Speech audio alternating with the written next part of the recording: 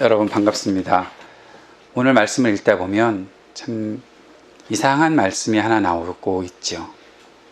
4절 말씀에 보니까 그 두루마리를 펴거나 보거나 하기에 합당한 자가 보이지 아니하기로 내가 크게 울었더니.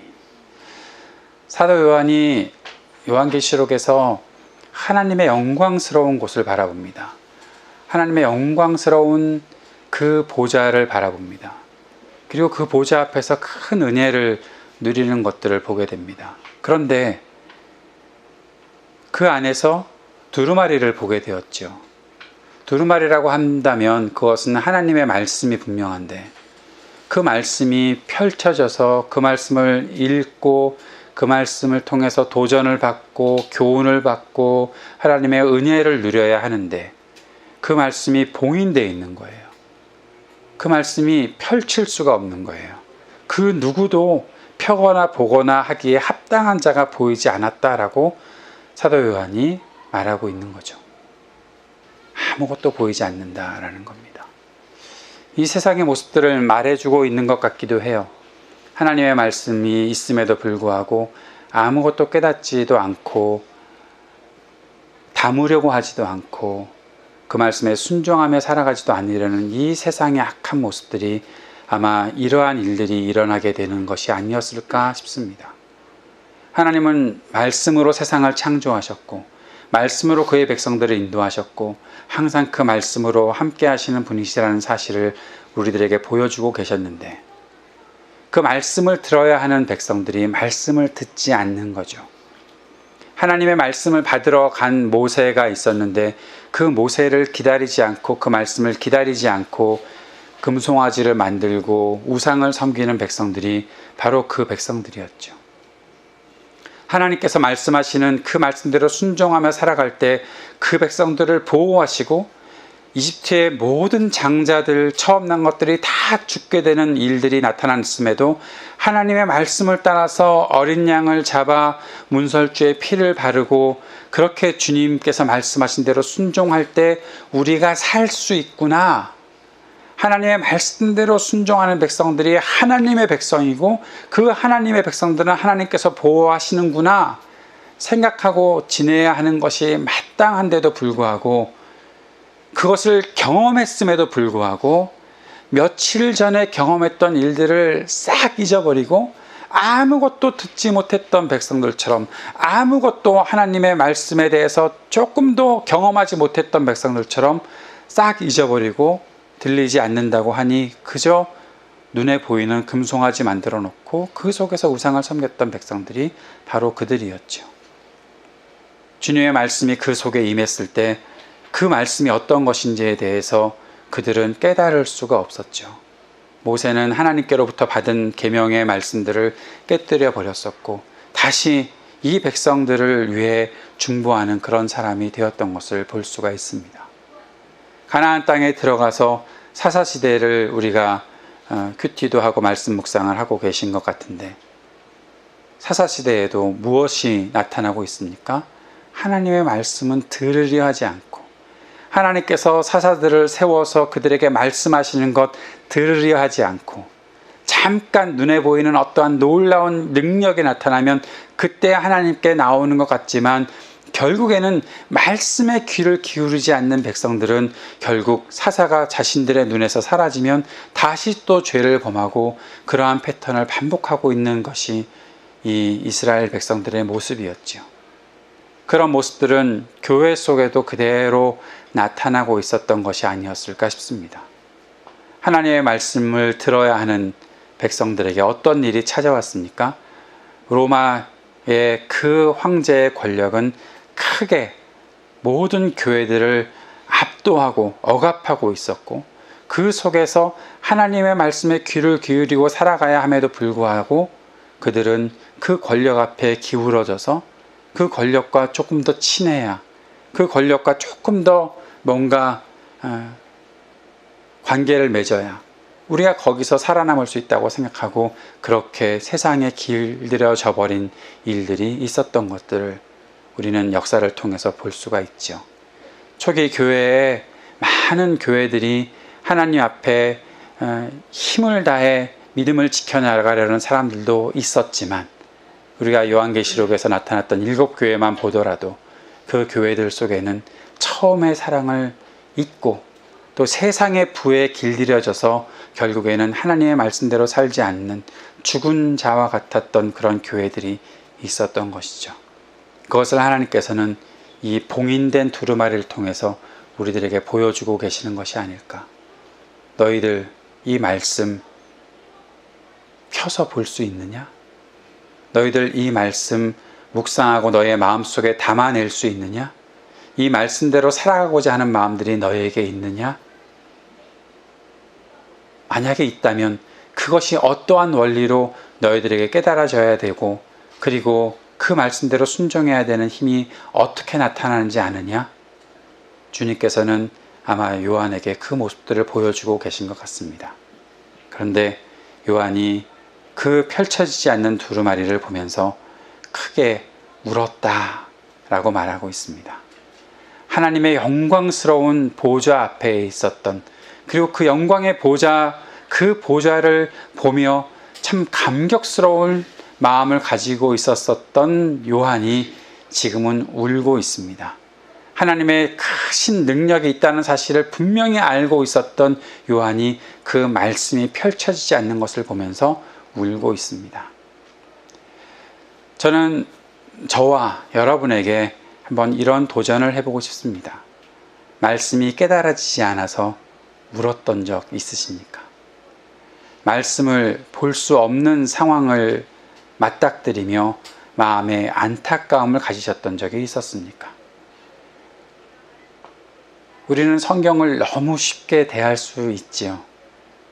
성경책 집에 대여섯 권 없는 사람 없잖아요. 한두 권은 말도 안 되고 아마 교회 조금 한 20년 이상 다녔다 하면 집에 보면 성경책이 여기저기 구석에 널려 있을 분들이 계실 것 같습니다. 요즘에는 여러분 가지고 다니시는 스마트폰이나 또 다른 디바이스를 통해서도 성경은 언제든지 펼쳐보실 수 있잖아요. 요즘 궁금하면 검색도 다 가능하니까. 옛날에는 목사에게 찾아와서 이런 말씀 어디 나와요? 라고 물어봤던 성도님들이 계셨는데 요즘에는 그것도 안 물어봐요. 그냥 다 알아요. 찾으면 다 나오니까. 그런데 찾으면 다 나오는 말씀, 너무나 가까이서 대하는 말씀, 그 말씀 얼마나 집중하고 얼마나 가까이에서 대하고 계십니까? 스마트폰을 켜서 말씀을 읽어야지 하다가 이메일을 먼저 보고 이메일 보다가 뉴스를 검색하고 시간이 이렇게 됐네? 그리고 금방 일어서 버리는 우리의 모습은 아닐까. 성경 읽기 앱도 설치해 놓고 저도 열심히 읽고 있는데 요즘에 놀러 다니다가 정말 사흘째 밀려 있는 것 같습니다. 그 프로그램에 따르면 그렇다는 거죠. 말씀을 펴놓고 말씀을 읽는다고 하더라도 이 말씀이 무슨 뜻일까 궁금해서 목사님께 질문해 보신 분은 얼마나 계십니까?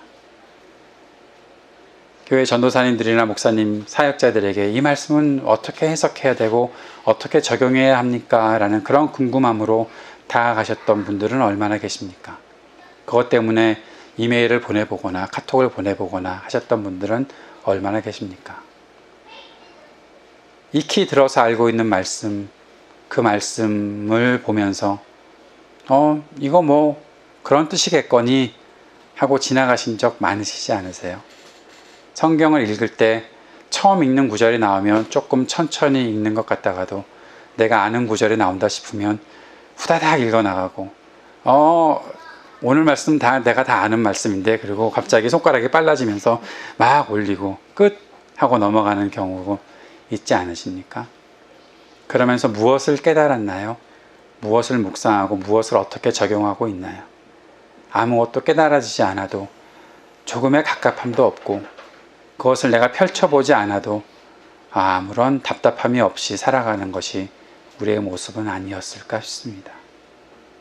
성경이 없어서가 아니라 성경을 대하고 있으면서도 그 말씀을 보면서 깨달아지지 않아서 무릎 꿇고 울면서 하나님 왜 이 말씀을 나에게 주셨는지 나는 잘 모르겠어요 라고 그렇게 하나님 앞에 매달리는 그러한 말씀을 사랑하는 태도는 우리에게 어떻게 존재하고 있는지 한번 질문해 봐야 되지 않을까 싶습니다. 대학생 시절에 만났던 형제가 하나 있습니다. 부모님의 반대 때문에 교회 다니기를 굉장히 어려워했던 형제입니다. 성경을 읽고 싶은데 성경을 집에서 읽으려면 새벽 3시에 일어나서 5시까지 이불을 덮어쓰고 플래시라이트를 켜고 성경을 읽었답니다. 그러다가 아버지가 들어오시면 성경을 빼앗기고 성경은 아주 다 찢겨나가고 수차례 맞고 그러면서 지냈던 형제가 하나 있습니다. 매일매일 토요일마다 만나서 말씀 묵상을 같이 했었는데 그 형제는 말씀 묵상을 할 때마다 웁니다. 성경을 대하고 있는 자신의 마음 또 그렇게 대하고 있다는 감사함 때문에 늘 울면서 있었던 형제입니다. 그 형제에게 제가 별명을 붙여줬던 기억이 나요. 너를 보면 내가 은혜를 받는다. 그래서 네 이름이 넌 형제지만 너의 이름을 그레이스로 했으면 좋겠다. 그레이스 100 그렇게 불렸던 때가 있습니다. 그런 마음들이 우리 가운데 있는가? 저는 그 형제를 보면서 정말 많이 도전을 받았거든요. 나는 누가 성경 보지 말라고 방해하는 사람도 없고 그런데 나는 얼마나 말씀 사랑하면서 지내고 있는가? 오늘 펼쳐지지 않는 두루마리를 보면서 안타까워서 울고 있었던 사도 요한의 모습은 다시 한번 우리 자신들이 어떻게 말씀을 대하며 살아야 할지 도전하고 있는 것 같습니다. 그런데 5절 말씀에 아주 중요한 말씀이 나타나 있죠. 장로 중에 한 사람이 내게 말하되 울지 말라. 유대지파의 사자 다윗의 뿌리가 이겼으니 그 두루마리와 그 7인을 떼시리라. 그리고 오늘 읽진 않았지만 6절에 내가 또 보니 보좌와 내 생물과 장로들 사이에 한 어린 양이 서 있는데 일찍이 죽임을 당한 것 같더라. 그에게 7뿔과 7눈이 있으니 이 눈들은 온 땅에 보내심을 받은 하나님의 7영이더라. 7절 그 어린 양이 나와서 보좌에 앉으신 이의 오른손에서 두루마리를 취하시니라.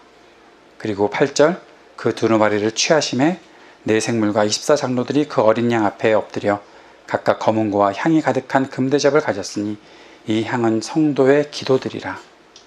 아멘. 두루마리를 떼일 자가 있다는 겁니다. 사랑하는 여러분, 그 두루마리를 뗄 자는 일찍 죽임을 당한 어린 양이십니다. 어린 양은 죽임을 당하기 위해 준비되어 있는 양입니다. 어린 양을 생각할 때마다 이스라엘 백성들은 자신들을 살리기 위해 죽어서 문설주에 피로 발라졌던 그 어린 양, 자기들이 유월절을 지낼 때마다 고기를 먹기 위해 잡아 죽였던 그 어린 양을 생각할 것입니다. 그 어린 양은 죽어야 하는 양이죠. 더 이상 기를 양이 아니라 죽어야 하는 어린 양입니다. 그 어린 양이 누구를 상징하는지 우리는 이미 다 알고 있지요. 우리를 위해 죽임당하신 예수 그리스도를 상징하고 있는 것이죠. 그 어린 양이 두루마리를 떼시고 두루마리를 여셔서 말씀을 보게끔 하신다라는 사실을 오늘 요한계시록 5장에서 말씀해 주고 있는 겁니다. 우리가 하나님으로부터 멀어져서 하나님의 말씀을 듣지 못할 때, 우리가 하나님으로부터 멀어져서 하나님께서 말씀하시는 것이 무엇인지 전혀 깨달을 수 없을 때, 그때에 어린 양이신 그리스도께서 나타나셔서 우리들에게 그 말씀을 읽게끔, 그 말씀을 열 수 있게끔 해 주신다라는 사실을 오늘 이 속에서 우리가 아주 중요한 원리로 받을 수 있는 겁니다. 그런데 여러분, 잘 생각하셔야 됩니다. 지혜가 많은 사람이, 아주 똑똑한 사람이 말씀을 해석하고 말씀을 적용하고 말씀을 깨달아 갈 수 있는 것이 아니라고 하신 겁니다. 세상에서 사람들이 와, 저 사람은 저렇게 좋은 학교에서 공부를 했고 저렇게 좋은 곳에서 일을 하고 우리의 모든 부러움을 살 만큼 많은 것을 가지고 있으니 저 사람이 뭔가를 해낼 수 있지 않겠는가라고 생각하는 그러한 사람들이 나타나서 말씀을 열어 보여주시는 것이 아니라 죽임을 당하신 어린 양. 세상에서 볼 때는 왜 저렇게 죽을 수밖에 없는 거야? 저렇게 죽는 건 패배하는 거 아니야? 라고 생각할 수밖에 없었던 그 어린 양이신 그리스도께서 말씀을 열어주신다라는 사실을 오늘 우리에게 가르쳐 주시는 것이죠. 태초에 말씀이 계시니라. 그 말씀이 하나님과 함께 계셨으니 그 말씀은 곧 하나님이시니라. 그 하나님이 육신이 되어 우리 가운데 오셨고 우리를 위해 사셨고 우리를 위해 죽으셨고 그분을 가리켜 우리가 죽임당하신 어린 양이라고 부르고 있는데 그분을 통해서 말씀이 열린다라는 것입니다. 사랑하는 여러분, 말씀에 대한 열정이 우리 가운데 회복될 때 우리가 꼭 기억해야 할 것은 그 말씀에 대한 열정을 내게 회복시켜 주시는 그 성령님의 도우심과 함께 우리에게 꼭 있어야 할 것은 하나님 아버지의 그 말씀 앞으로 우리를 나아가게 하시는 그 어린 양의 은혜가 우리 가운데 있어야 한다는 것입니다. 하나님의 그 영광스러운 보좌에서 울려 퍼지는 그 노랫소리와 그 영광의 그 임재를 우리가 경험하며 살아간다고 하더라도 결국 내게 말씀을 열어주시고 그 말씀을 깨닫게 하시고 내 삶을 말씀 가운데로 나아가게 하시는 그 분의 음성에 귀를 기울이고 그 말씀을 깨달으려면 우리의 중심에 예수 그리스도, 나를 위해 죽으신 죽임당하신 그 어린 양이 계셔야 한다라는 사실을 우리가 잊지 말아야 한다는 것이죠. 그런데 우리가 왜 그 어린 양을 알아보지 못하고 있었을까요? 왜 우리는 그 어린 양의 음성에 귀 기울이지 못하고 그저 둔감하게 지내고 있었을까요? 세상의 것들이 너무 커 보이니까. 세상의 부가 너무 커 보이니까. 세상에 갖고 있는 힘이 너무 커 보이니까. 그 속에서 혼란스러워지는 우리의 마음이 주님을 향해 나아가지 못하는 그러한 장벽을 쌓아갔던 것은 아닐까요? 그래서 내가 갖고 있는 내 눈에 보이는 영역만 중요하고 다른 사람들의 영역에 대해서는 관심도 없고 사랑하며 살아야 되는 것이 우리의 삶의 모습인데도 불구하고 하나님께서 요청하시는 것임에도 불구하고 그저 내 이기적인 욕망만 가지고 살아가는 것이 우리의 모습은 아니었을까요? 주님께서는 오늘 말씀 10절에서 이스라엘 백성들이 어떠한 존재인지를 다시 한번 확인시켜 주시는 말씀이 있습니다. 그들로 우리 하나님 앞에서 나라와 제사장들을 삼으셨으니 그들이 땅에서 왕노릇하리로다. 그리스도를 통해서 온전히 회복되고 하나님 말씀 앞으로 나아가는 그 백성들은 제사장들이 되어서 출애굽기 19장에서는 그 이스라엘 백성들을 향해 내가 너를 보배롭게 여긴다. 너는 거룩한 백성이다. 너는 제사장 나라가 될 것이다 말씀하셨는데 그들이 가지고 있는 사명들은 세상에서 너희의 생존을 위해 살아남아야 한다. 어떻게든 이기적으로 살아야 한다. 너 자신을 위해서 사는 것에 최선을 다해야 한다. 그렇게 말하는 그 세상의 소리들이 꽉 차 있는 곳에서 아니야. 너희들을 아끼는 건 나하고 내가 너희들을 거룩하게 보배롭게 여기면 너희들은 충분히 제사장으로서의 사명을 다할 수 있는 거야. 제사장은 자기를 위해서 사는 사람이 아니죠. 제사장은 오직 하나님의 말씀을 세상에 살아가고 있는 사람들을 위해 선포하고 그들이 하나님께로 나아갈 수 있는 길을 열어주는 사람들이죠. 자기를 위해서 무엇인가 욕심을 갖는 사람들이 아니죠. 하나님께서 채워주실 것들을 믿고 그 앞에서 하나님을 온전히 신뢰하고 살아가는 사람들이 제사장들이죠. 누군가가 하나님 앞으로 나오게끔 하기 위해 그 일에 모든 것들을 걸고 살아가는 사람들이 제사장들이죠. 그런데 너희 나라가 그런 나라야 라고 하나님께서는 그렇게 출애굽기 19장에서 말씀하셨던 것이죠. 너희는 제사장 나라야. 너희 민족의 승리를 위해 너희 민족의 생존을 위해서만 살아가야 될 사람들이 아니야. 세상의 사람들이 수많은 나라들이 하나님 앞으로 나오게끔 하는 사람들이 너희가 되는 것이야. 오늘 말씀에서는 그들로 우리 하나님 앞에서 나라와 제사장들을 삼으셨으니. 우리는 가끔 오해합니다.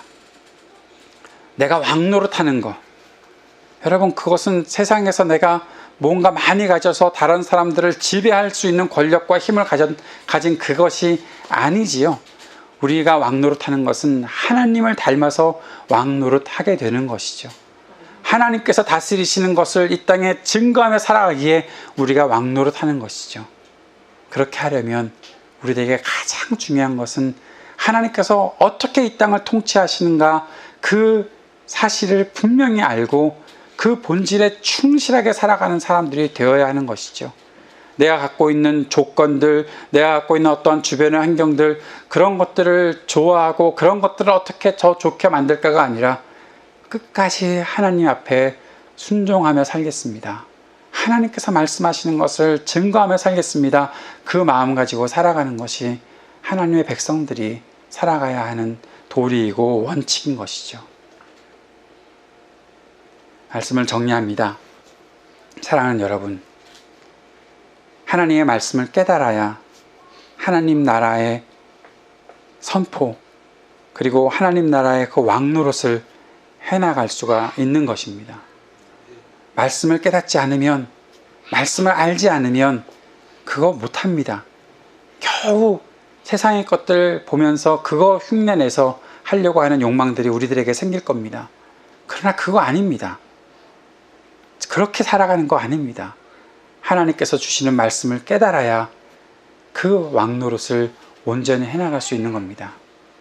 말씀을 깨닫는 길이 막혀 있을 때 우리의 마음속에 갑갑함, 이 영적인 갈망, 그것이 생겨날 수 있도록 우리가 다시 한번 성령님의 도우심을 구해야 할 것입니다. 그저 오늘 모르면 내일 알겠거니, 내일도 모르면 한 달 지나면 알겠거니, 그렇게 살아가는 건 너무나 둔감한 것입니다. 우리에게 지금 하나님께서 무엇을 말씀하시는지 깨달아야 합니다. 그것을 위해 하나님 앞에 무릎 꿇을 수 있어야 합니다. 하나님은 우리를 사랑하시기에 우리를 그냥 그렇게 내버려 두지 않으실 것입니다. 그때 우리들에게 오셔서 그 말씀을 열어주시는 분은 그리스도이십니다. 죽임당하신 어린 양이십니다. 그분은 세상에서 볼 때는 패배자처럼 보였지만 결국 그 십자가의 길을 걸어가심으로 모든 죄의 권세들을 굴복시키셨습니다. 그리고 그 속에서 부활의 영광 가운데로 나아가셨고 지금도 이 땅을 통치하시고 우리를 위해 중보하시는 분으로 계십니다. 그 앞에 우리가 서는 것입니다. 그때야 하나님의 영광스러운 보좌가 우리들에게 뚜렷하게 보이는 것입니다. 아주 즐거운 찬양, 뭔가 뭐지 싶은 그런 어떠한 화려함이 없더라도 죽임당하신 어린 양을 바라보며 부르는 그 찬양이 참된 영광의 찬양이라고 고백하게 되는 것은 그리스도를 향한 철저한 신뢰를 가지고 그리스도께 나의 모든 것들을 맡겨드리고 하나님의 말씀을 깨달아 가겠습니다라고 생각하는 사람들에게 오는 복인 것입니다. 저와 우리 IM교회 모든 우리 가족들에게 이 놀라운 하나님의 은혜가 날마다 계속 이어지게 되기를 기도하고 또 바랍니다. 주님의 역사가 우리 가운데 있기를 소망합니다. 기도하겠습니다. 사랑하는 주님, 우리에게 말씀하시고 우리와 함께 하시고 우리를 하나님께로 가까이 인도하시는 우리 주님을 바라보며 살아가는 우리 모두가 되도록 인도하여 주옵소서. 우리에게 역사하시는 주님을 향한 기대와 소망이 하나님의 바른 말씀 위에 펼쳐지게 하여 주옵소서. 더 이상 그 말씀이 닫혀있지 않고 그 말씀이 내 눈에 보이고 그 말씀이 펼쳐져서 그 말씀이 온 세상에 그리고 나의 삶의 구석구석에 펼쳐지고 적용되고 역사되는 일들이 나타날 수 있도록 주님, 우리가 그리스도께 집중하며 그리스도를 향해 나아가는 삶을 살아가도록 인도하여 주옵소서. 예수님 이름으로 기도드립니다. 아멘.